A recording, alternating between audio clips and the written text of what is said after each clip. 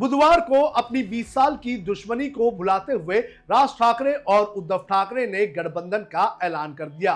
दोनों भाई एक मंच पर आए, प्रेस कॉन्फ्रेंस की और ये कहा कि मुंबई समेत महाराष्ट्र की कई महानगर पालिकाओं में दोनों भाई एक साथ चुनाव लड़ने वाले हैं। और जैसे ही ठाकरे ब्रदर्स के एक साथ आने की चर्चा तेज हुई, उसके बाद अब चर्चा हो रही है कि क्या पवार परिवार भी एक साथ आने वाला है, क्योंकि पिछले कुछ दिनों से पुणे में अजीत पवार और शरद पवार इन दोनों की पार्टियों की लगातार बैठक हो रही है और पुणे महानगर पालिका में दोनों ही चाचा भतीजे एक साथ मैदान में उतरने की तैयारी भी कर रहे हैं। किस तरह से ये तैयारी हो रही है और क्यों दोनों चाचा भतीजे एक साथ आकर भारतीय जनता पार्टी को चुनौती देने का काम करेंगे, इसकी इनसाइड स्टोरी आपको बताते हैं। नमस्कार, आप देख रहे हैं लोकमत हिंदी। मेरा नाम है सोनू कनौजिया।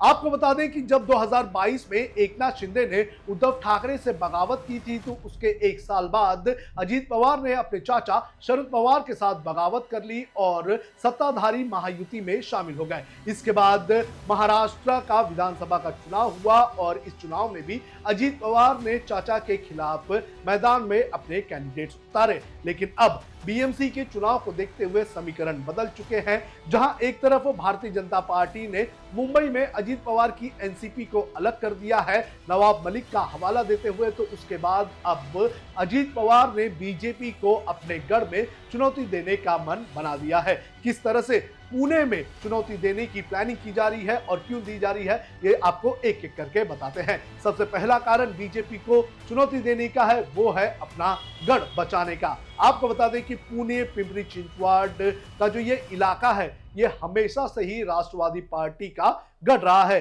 2012 से 2017 तक पुणे महानगर पालिका पर राष्ट्रवादी कांग्रेस पार्टी का वर्चस्व रहा है, लेकिन 2017 में यहां पर राष्ट्रवादी कांग्रेस पार्टी की हार हुई थी। तो अब लगभग 8 साल बाद एक मौका आ चुका है अजीत पवार के पास कि वो अपना गढ़ बीजेपी से वापस लेने का काम करे। आपको बता दें कि जिसका पुणे महानगर पालिका में, पिंपरी चिंचवड महानगर पालिका में कंट्रोल होता है, वो पश्चिम महाराष्ट्र में बड़े पैमाने पर ताकतवर होता है। और पवार फैमिली की अगर बात करें तो पश्चिम महाराष्ट्र वो हमेशा से ही उनका गढ़ रहा है। तो ऐसे में अपने गढ़ को बचाने के लिए चाचा भतीजे एक साथ आ सकते हैं। भले ही कुछ नेता दोनों ही पार्टियों के नाराज हो सकते हैं, लेकिन दोनों ही पार्टी के वरिष्ठ नेता जो हैं वो लगातार इस पर फाइनल डिसीजन लेने का काम कर रहे हैं।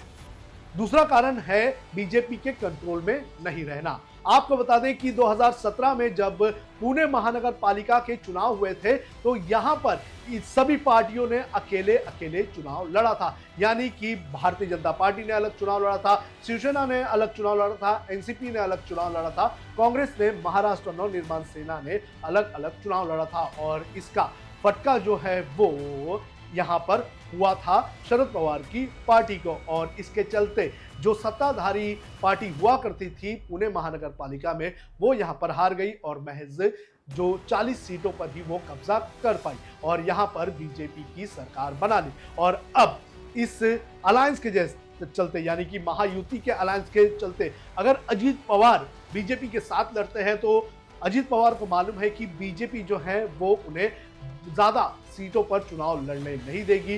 ज्यादा सीटों पर भारतीय जनता चुनाव लड़ेगी और भारतीय जनता पार्टी के कैंडिडेट जीत कराएंगे और इनडायरेक्टली और डायरेक्टली दोनों तरीके से उनका कब्जा होगा। और इसलिए अजीत पवार नहीं चाहते हैं कि वो बीजेपी के अंतर्गत आकर चुनाव लड़े और इसलिए अजीत पवार की पार्टी जो है वो इस वक्त शरद पवार की पार्टी से चुनाव लड़ने का काम कर रहे हैं या फिर प्लानिंग की जा रही है। सुप्रिया सुले लगातार इस पूरी मीटिंग को जो है मॉनिटर करने का काम कर रहे हैं, अजीत पवार भी मॉनिटर करने का काम कर रहे हैं।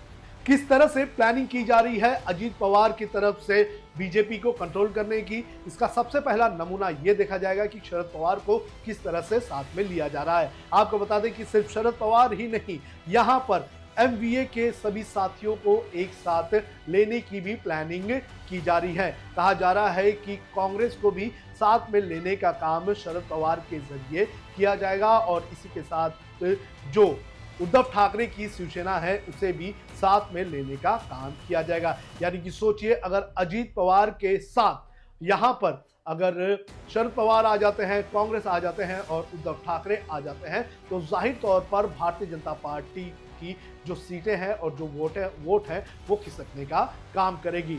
बीजेपी को पटकनी देने के लिए एक और कदम जो उठाया जा रहा है वो है मराठा वोटर्स को एक साथ लेना। आपको बता दें कि अजित पवार और शरद पवार के अलग होने से जो पुणे का मराठा और मध्यम वर्गीय जो वोटर है वो बिखर चुका था, और ऐसे में अगर ये दोनों चाचा और भतीजे अलग जाते हैं तो ये बिखरे हुए वोटर्स उन्हें जीत नहीं दिलवा सकते हैं। और अगर ये दोनों चाचा भतीजे एक साथ आ जाएंगे तो चाचा भतीजे का जो मराठा वोटर है और साथ ही साथ जो मध्यम वर्गीय वोटर है वो एक साथ आ जाएगा, और इसके जरिए बीजेपी को बड़े पैमाने पर नुकसान हो सकता है। तो इन 4 कारणों के चलते चाचा भतीजे जो हैं वो एक साथ आ सकते हैं। जिस तरह से मुंबई में उद्धव ठाकरे और राज ठाकरे ने अपना गठबंधन किया है, उसी तरह से महाराष्ट्र में जल्द ही हमें अजीत पवार और शरद पवार का गठबंधन देखने मिल सकता है। आपको बता दें कि